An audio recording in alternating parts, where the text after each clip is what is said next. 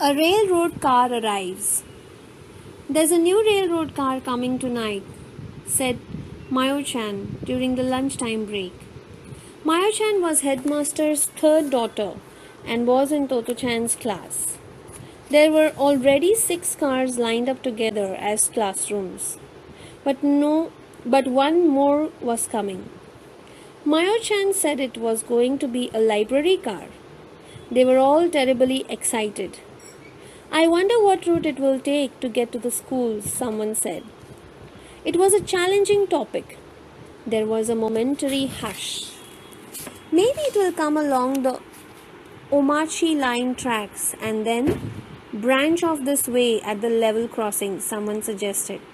Then it would have to derail, said someone else. Maybe they will just bring it on a cart, said another.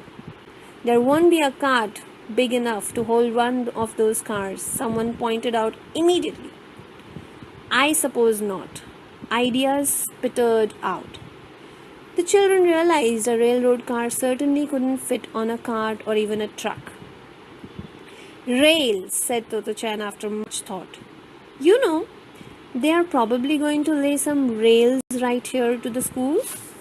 From where? Asked someone. Where? From where the train is now.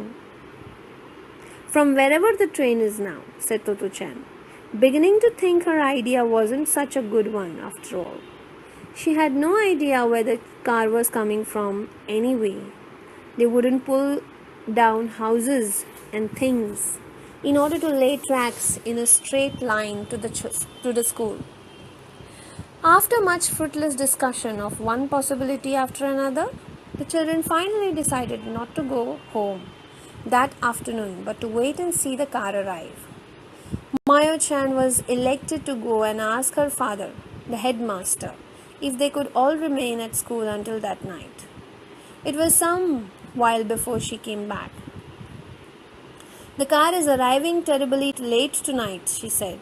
After all, the other trains have stopped running. Anybody who really wants to see it will have to go home first and ask permission. Then they can come back if they like with their pajamas and a blanket after they have had their dinner. Wow, the children were more excited than ever. He said to bring our pajamas and blankets. That afternoon, no one could concentrate on the lessons. After school, the children in Totto-chan's class went straight home, all hoping they would be lucky enough to see each other again that night, complete with pajamas and blankets. As soon as she reached home, Totto-chan said to mother, "A train's coming. We don't know how it's going to get there. Pajamas and a blanket, may I go?" What mother could grasp the situation with that kind of explanation? Totto-chan's mother had no idea what she meant, but judging by the serious look on her daughter's face, she guessed something unusual was afoot.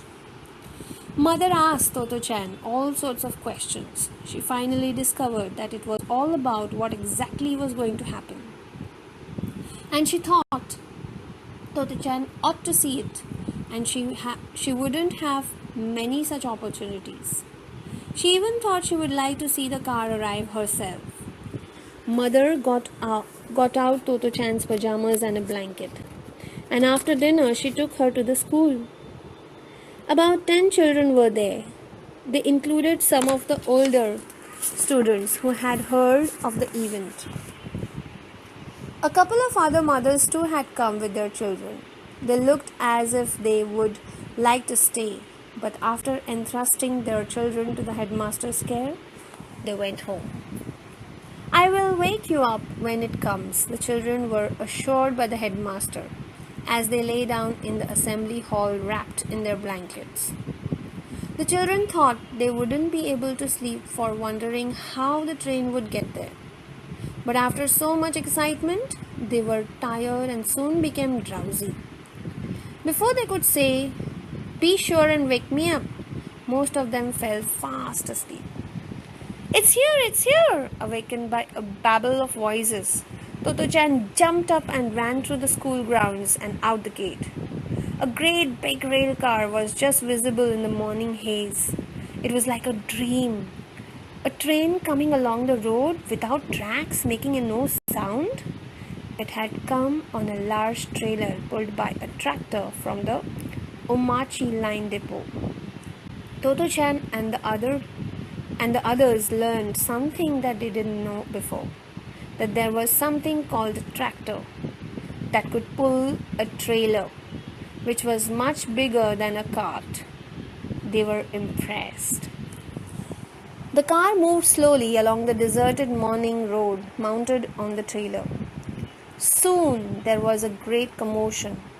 There were no giant cranes in those days. So to get the car off the trailer and to the destination in the school grounds was a tremendous operation. The men who brought it had to lay several big logs under the car and gradually roll it off the trailer into the schoolyard. "Watch carefully," said the headmaster. "They are called rollers. Rolling power is being used to move that big car." The children looked on earnestly. "Heave-hoo, heave-hoo," chanted the workmen as they toiled, and the sun itself seemed to be rising in time to their rhythmic cries. Like the other 6 already at the school, this car, which had carried so many people, had its wheels removed. Its traveling life was over. From now on, it would carry the sound of the children's laughter. As the boys and the girls stood there in the morning sunshine in their pajamas, they were so happy they couldn't contain their joy and kept jumping up and down, clasping the headmaster around the neck and swinging from his arms. Staggering under the onslaught, the headmaster smiled happily. Seeing his joy, the children smiled too, and none of them ever forgot how happy they were.